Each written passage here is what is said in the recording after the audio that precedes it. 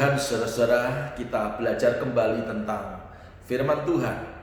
Jemaat IHK dimanapun Anda berada, saya hanya mau mengulangi apa yang sudah saya sampaikan di dalam beberapa bulan yang lalu tentang percepatan itu adalah gerakannya Tuhan. Acceleration is God's movement. Nah, kalau kita melihat hari-hari ini, sering kita mendengar dari berbagai macam sumber, termasuk media sosial dan termasuk dari televisi dan seterusnya, bahwa dunia ada dalam goncangan yang begitu luar biasa. Semua orang sedang khawatir, semua orang sedang mengalami masa-masa yang sukar, bahkan dikatakan masa-masa yang sulit, saudara-saudara. Nah, pertanyaannya adalah apakah sesungguhnya Tuhan tidak mengetahui tentang hal ini? Pasti Tuhan tahu, dan justru di dalam ketahuan Tuhan ini, saudara, maka Tuhan membuat satu masa, yaitu adalah masa percepatan. Katakan sama-sama, masa percepatan. Dan masa percepatan ini adalah masanya Tuhan. Tuhan yang mengerjakan. Ya.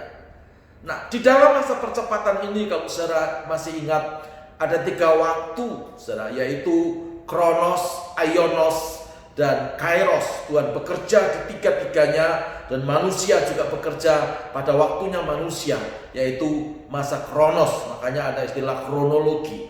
Nah, saudara, saya ingat tentang firman Tuhan, dan kita akan baca bersama-sama dari 2 Timotius pasal yang ketiga, ayat yang pertama sampai ayat yang ke-7. Ya, ini tentang ciri-ciri manusia yang hidup di akhir zaman. Karena kita tahu bahwa kita sedang hidup di penghujung akhir zaman. Alkitab berkata, ketahuilah bahwa pada hari-hari terakhir akan datang masa yang sukar. Masa yang sukar itu diterjemahkan kalepos. Manusia akan mencintai diri sendiri dan menjadi hamba uang. Ya, sekarang banyak sekali orang yang egois, yang mencintai diri sendiri.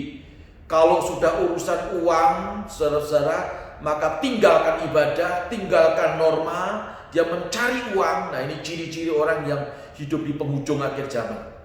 Mereka akan membual dan menyombongkan diri. Sudah sering kita lihat orang yang suka membual dan orang-orang yang sombong di sekeliling kita. Bahkan juga ada di gereja. Mereka akan menjadi pemfitnah, mereka akan memberontak terhadap orang tua. Banyak anak-anak yang kurang ajar kepada orang tua. Dia pikir orang tua lahir di masa yang lalu, tidak mengerti tentang teknologi, tidak mengerti tentang aplikasi, dan anak fasih dengan hal-hal seperti itu, sehingga dia kurang ajar dengan orang tuanya. Inilah ciri orang-orang yang hidup di penghujung akhir zaman. Ya, dan tidak tahu berterima kasih. Untuk ngomong terima kasih, ya, sukarnya luar biasa. Harus penuh dengan pergumulan dan pengorbanan, saudara-saudara. Ya, tidak memperdulikan agama, agamanya dipakai kedok, hanya dipakai untuk label di KTP. Kalau ditanya orang agamamu apa, Kristen, saudara-saudara. Tidak lebih daripada itu. Lalu ayat yang ketiga dikatakan tidak tahu mengasihi, tidak mau berdamai, suka menjelekkan orang, tidak dapat mengekang diri, garang, tidak suka yang baik. Sepertinya sih yang baik, tetapi pada waktu diteruskan banyak yang gak baik. Dia ngerti gak baik, dia terusin saja. Saudara-saudara, suka mengkhianat, tidak berpikir panjang, berlagak tahu, lebih menuruti hawa nafsu daripada menuruti Allah. Nah, ini adalah ciri-ciri orang yang hidup termasuk kita, ya. Hari ini kita sedang hidup di penghujung akhir zaman. Saudara, sudah banyak orang berkata, sudah banyak hamba-hamba Tuhan mengingatkan, sudah banyak para nabi-nabi Tuhan mengatakan, ya, baik dari golongan Injili, dari karismatik, ya, semua berkata bahwa kita sedang hidup di penghujung akhir zaman. Ya, baru ada virus corona, semua sudah bingung, semua sudah resah, semua sudah stres, termasuk saya. Sudah pikir saya tidak khawatir, sudah pikir saya tidak bingung. Sebagai orang yang ngerti tentang kesehatan, sebagai orang yang tahu, karena saya orang laboratorium. Saudara, bagaimana tidak stres? Saudara, memang ada cerita 100 tahun yang lalu ada virus influenza dan seterusnya, begitu banyak korban. Tapi kenapa hari ini muncul lagi? Saudara, Itu menjadikan sebuah pertanyaan. Dan kenapa menyerang seluruh bangsa-bangsa? Saya hanya mau berkata bahwa sebetulnya pengetahuan manusia, keahlian, kepandaian manusia itu terbatas. Maka dikatakan kalau kita mengandalkan manusia, Alkitab memperingatkan kepada kita, terkutuk kalau kita mengandalkan manusia. Dan kalau kita mengandalkan Tuhan, saudara-saudara, maka hidupku dan hidupmu diberkati oleh Tuhan. Nah, kita hidup di penghujung akhir zaman, saudara, maka itu kita harus sungguh-sungguh mencari Tuhan. Ada sudah banyak orang ya dari berbagai macam agama, dari berbagai macam orang-orang yang kebatinan berkata, ya yang orang kebatinan itu suka berpuasa, malah orang-orang Kristen jarang puasa. Pendeta-pendetanya kalau ketemu makan mulu, gemuk-gemuk seperti saya. Saudara-saudara, suruh puasa katanya sakit perut, suruh puasa katanya lapar. Dari zaman unta belum bungkuk namanya puasa itu lapar. Saudara-saudara, saya mau beritahu, ya. Maka itu mari kita kembali kepada apa yang diajarkan Tuhan. Jangan kalau menjadi orang Kristen maunya enak saja. Sampai gereja lupa mengajarkan tentang mikul salib. Sudah pergi ke gereja dalam pikirannya, oh ada mujizat, diberkati kaya, mobilnya ganti, rumahnya banyak, saudara-saudara, bajunya baru, jamnya mahal, ya sepatunya ratusan juta. Ya saudara-saudara, bukan itu. Boleh-boleh saja dan baik-baik saja. Tapi jangan meninggalkan kaidah yang Tuhan berikan bahwa Tuhan adalah Tuhan di atas segala-galanya. Jangan kita menggenapi apa yang kita sudah baca tadi. Seperti 2 Timotius pasal yang ketiga ayat 1 yang sampai yang ke-7. Dunia sedang menuju ke sana. Tapi kita tidak boleh ada ya bersama dengan orang-orang seperti itu. Saudara, kita harus berbeda. Kalau kita tidak berbeda, untuk apa kita menjadi orang Kristen? Untuk apa kita menjadi orang yang percaya kepada Tuhan? Haleluya. Nah, saudara, dalam waktu yang singkat ini, saya hanya mau memberikan 2 hal supaya hidupku dan hidupmu terpelihara sempurna oleh Tuhan. Ya, di dalam waktu percepatannya Tuhan, di mana waktu percepatan ini adalah Tuhan yang membuat. Ya, bahwa percepatan itu bukan bikinan manusia tapi bikinan Tuhan. Ada 2 hal yang perlu saudara harus kita kerjakan. Yang pertama adalah mari kita mulai membangun bait pujian.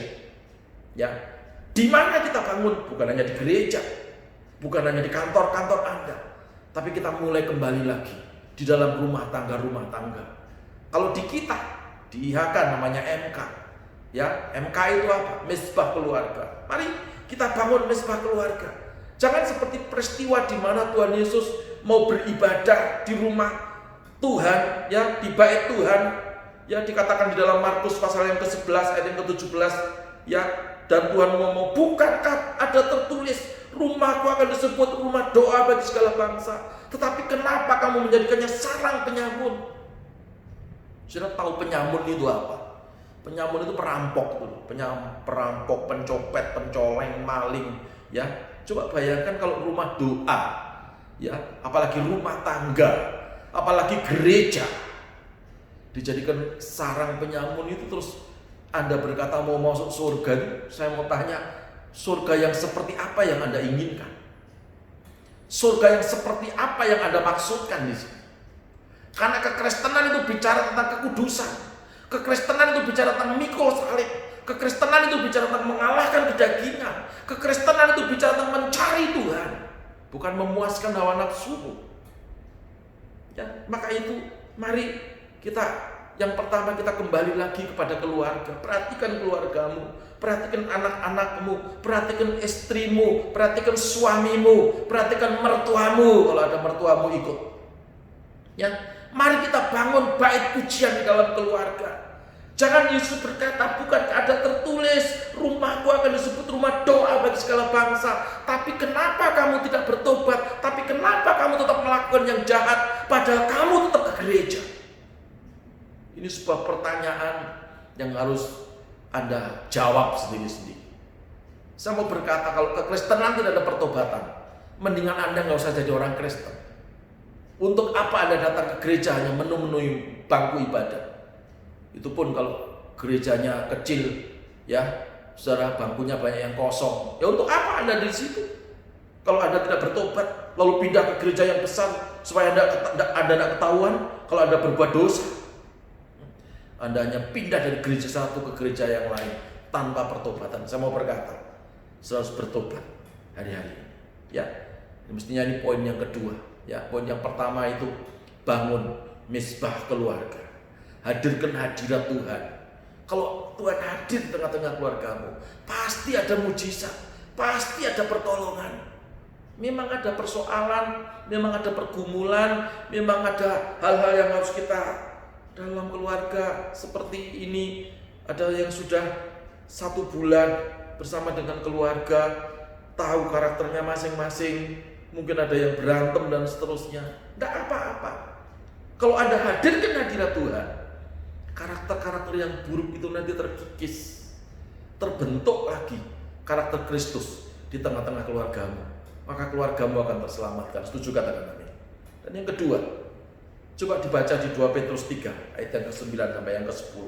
2 Petrus 3 ayat 9 sampai yang ke-10. Tuhan tidak lalai menepati janjinya, sekalipun ada orang yang menganggap sebagai kelalaian. Tetapi Ia sabar terhadap kamu, karena Ia menghendaki supaya jangan ada yang binasa, ya, melainkan supaya semua orang berbalik dan bertobat. Nah, kenapa kalau tidak bertobat? Bawahnya. Tetapi hari Tuhan akan tiba seperti pencuri. Pada hari itu langit akan lenyap dan gemuruh yang dahsyat dan unsur-unsur dunia akan hangus di dalam nyala api, dan bumi dan segala yang ada di atasnya akan hilang lenyap. Sudah perhatikan? Nah, kalau kita tidak bertobat, hilang lenyap. Kalau kita tidak bertobat, hancur kebakar api. Saudara, maka itu poin yang kedua ini adalah, ayo kita hidup dalam pertobatan. Jangan berkata kepada saya, Pak, saya akan tidak membunuh. Pak, saya akan tidak pencoleng. Pak, kan saya tidak mukulin orang. Untuk apa saya bertobat? Yang dimaksud bertobat itu adalah ketika Anda melakukan apa yang dikehendaki Tuhan, itu bertobat. Ketika Anda keluar daripada rencana Tuhan, itu Anda melawan Tuhan. Maka itu mari kita hidup dalam pertobatan. Ya, yang dosa boleh kemarin-kemarin, ya, boleh berdosa, tapi segera bertobat. Allah itu setia dan adil. Kalau kita minta ampun kepada Tuhan, pasti Tuhan mengampuni dosa dan pelanggaran kita. Darah Yesus di atas Kalvari itu loh, saudara, yang menyuci kuduskan kita. Ya, maka kalau kita sudah suci kudus, jangan kita tinggal dalam dosa lagi. Hiduplah dalam kekudusan sebagai anak-anak terang, sebagai ciptaan yang baru, yang lama sudah berlalu, yang baru sudah datang. Seharusnya kerjakan keselamatan ini supaya dunia mengerti bahwa orang-orang yang percaya itu berbeda dengan orang-orang dunia. Jangan jadi orang Kristen yang lain korupsi, ikut korupsi, ya, lalu duit korupsinya disumbangkan ke gereja. Anehnya, gembalanya juga mau terima lagi. Saudara, ini persoalan. Pak, kan ini kan kita tidak perlu tahu uangnya dari mana, akan kita bisa suci kuduskan. Ya terserahlah itu Anda. Ya, saudara-saudara, mari hari-hari ini kita serius di hadapan Tuhan, karena Tuhan hanya mau cari orang-orang yang serius. Untuk orang-orang yang tidak serius, saudara, Alkitab itu juga ngomong, ada orang yang ditentukan Tuhan untuk selamat, ada orang yang ditentukan Tuhan untuk tidak selamat. Makanya saya berdoa, kita semua menjadi bilangan orang-orang yang diselamatkan oleh Tuhan. Setuju katakan amin. Kalau kita bertobat pasti diselamatkan. Kalau Anda nggak bertobat, gimana Tuhan menyelamatkan? Saudara-saudara, maka itu mari renungan singkat ini, saudara, kita masukkan firman ini dalam hati kita dan kita mulai mengerjakannya dengan sungguh-sungguh. Mari kita tundukkan kepala, kita berdoa. Bapa dalam surga, kami mengucap syukur untuk renungan ini. Dan biarlah renungan ini membangkitkan semangat kami lagi untuk kami membangun misbah keluarga. Dan kami hidup dalam pertobatan menjelang kedatangan-Mu yang kedua kali ini. Karena kami tahu Tuhan, waktunya tidak lama lagi. Engkau sedang mempercepat waktunya. Dan percepatan itu adalah gerakan yang Engkau bikin sendiri. Kami ingin masuk di dalamnya. Kami tidak ingin tinggal di luar gerakannya Tuhan. Tuhan, kuatkan, teguhkan setiap kami supaya kami mampu melakukan apa yang menjadi kehendak Tuhan dalam hidup kami. Roh Kudus yang tinggal dalam hati kami, Berikan kemampuan, kekuatan kepada kami. Ingatkan ketika kami salah. Tegur ketika kami keliru. Ingatkan firman Tuhan supaya kami tetap terjaga. Terima kasih Bapa di surga. Demi nama Bapa dan Putra dan Roh Kudus. Di dalam nama Yesus Kristus Tuhan. Kami sudah berdoa dan mengucap syukur. Haleluya.